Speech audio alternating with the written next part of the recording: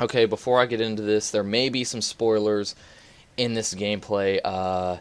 When I was watching it, I didn't really see any major spoilers. I really don't think there's anything major spoiled in this gameplay, but regardless, I just want to give that disclaimer for anybody who doesn't want anything at all spoiled for them when it comes to this game. Then probably shouldn't watch the ending of this or something like that, or towards the middle of the video. So yeah, I just wanted to throw that out here. And also, I may curse a lot because I'm very upset with how this game is being perceived, and I usually like to keep a clean channel. I don't like cursing or anything like that, but it's really hard to state my feelings about how this game is being perceived by the fan base, audience, and yeah, I feel like I can only do that when I really can express myself about it. So, having said that, when it comes to YouTube and my YouTube channel, I usually don't like to go or stray far from the formula that I've kind of set. I have my Random Game Tuesday series, and then I commentate over Gears or Halo or Call of Duty gameplay, and then on top of that, I might do like a joking little video here and there or a montage.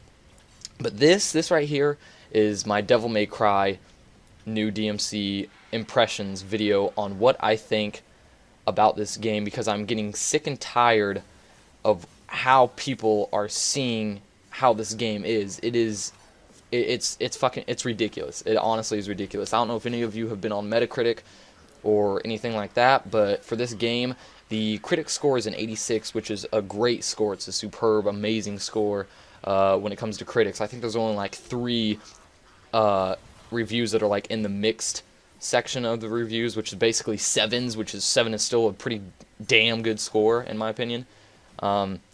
So it's getting really good critical acclaim, and you may be asking yourself, or you may want to ask me, do I think it's worth that critical acclaim? Maybe, yeah. I think that it definitely has more potential than what these fans are giving it, but also on Metacritic there's a user section or a fan section or whatever, for people who have played the game. Obviously can put their review. It has like a 4.2, maybe a 4.5, I'm not sure.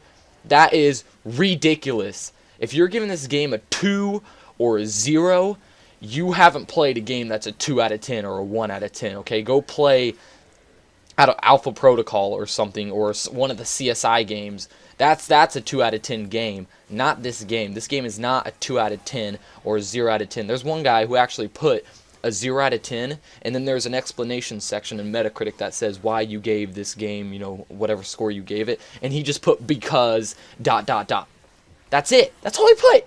That doesn't even mean anything, and you're just trying to put down the user scores, because, and half of them are saying that they don't like this new DmC game because of the way Dante looks, which I'm going to get into.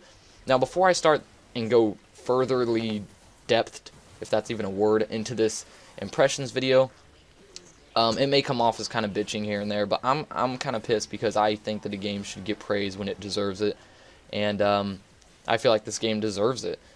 And first I want to start by saying I have played all the Devil May Cry games except for 2. I played 1, 3, and 4.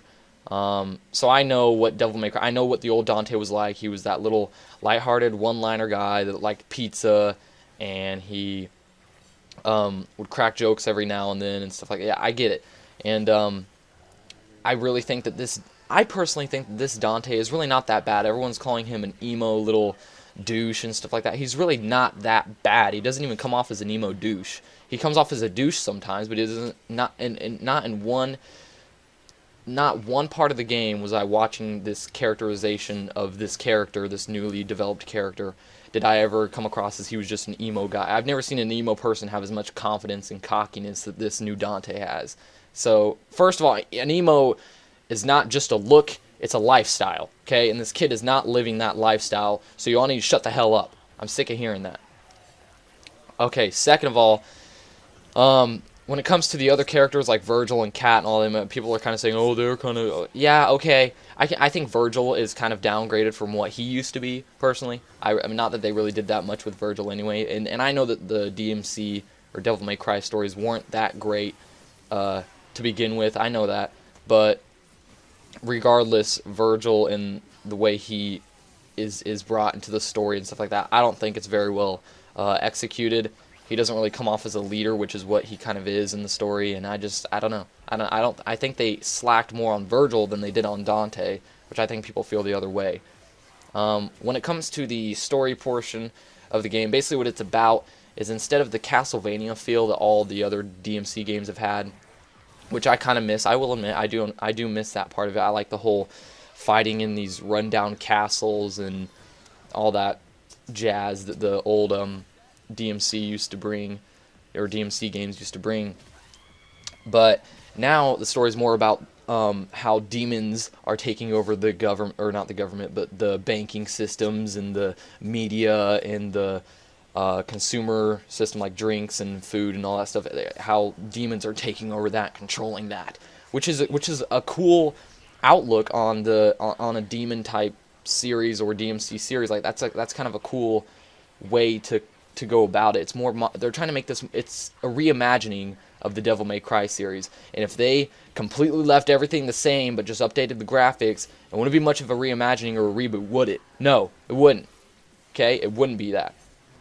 Instead, it's more modernized. That's why this Dante, for instance, doesn't look like a long white-haired doucher. No, not a doucher, because I like the old Dante. But a long white-haired red coat, no shirt underneath. Okay, nobody walks around like... They're trying to make it look more modern. Now he's kind of got an overcoat with like an England patch on it. And he's got like a white beater on or whatever. And but regardless, that I'm getting away from the story. The story, basically, and then Mundus now is like a... he's a banker. He's not really like a demon that takes different forms of other demon. Well, he didn't take different forms of other demons, but take different demon forms. He's not really that anymore. He's more of like he's a big time banker, and he controls it through debt. He controls everyone through debt by, I guess putting them in debt. He can control them, and then you have other demons that I'm not going to spoil. Obviously, some boss demons and stuff, which you're seeing a boss demon right here. But yeah, that's what the story, and I personally really like the story. I think it's a cool take on this whole demon series, fight off your demons, and technically it's politics and stuff, and which is cool. It makes sense. And when it comes to the combat, this is the strongest point of the entire game right here, is the combat portion. The combat is the smoothest combat that I've ever played in a hack and slasher since like maybe Bayonetta or maybe God of War 3 or Enslaved, which Enslaved Odyssey to the West. Anybody ever play that? No, I bet you didn't. But it's made by Ninja Theory, who made this game, who reimagined this game. So, I mean, I'm just saying, I haven't played combat this tight since their last game, or Bayonetta, whichever one came out more recently, which I'm pretty sure it was Enslaved. But anyway, the combat is really tight. You can string together combos constantly and stuff like that. I mean, it's really cool combat. I think I'm gonna star this game in one of my random game Tuesdays for season 2, which is coming in like the next 2 weeks or so.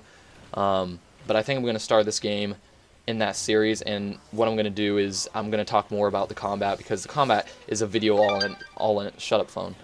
The combat itself is a video all in itself. Like I really have to have a whole video to break down the combat system of this entire game, because it really does.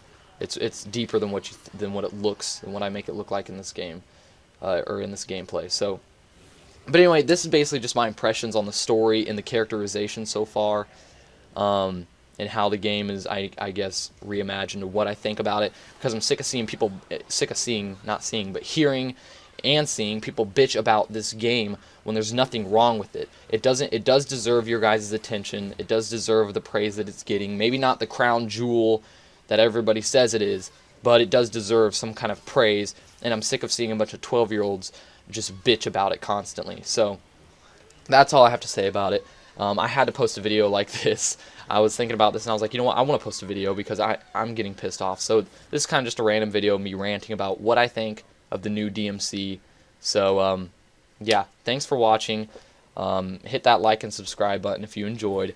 And if you didn't enjoy and you don't like the new Dante, or don't like my opinion, then leave now. And in fact, dislike it. That way I can check to see who disliked it.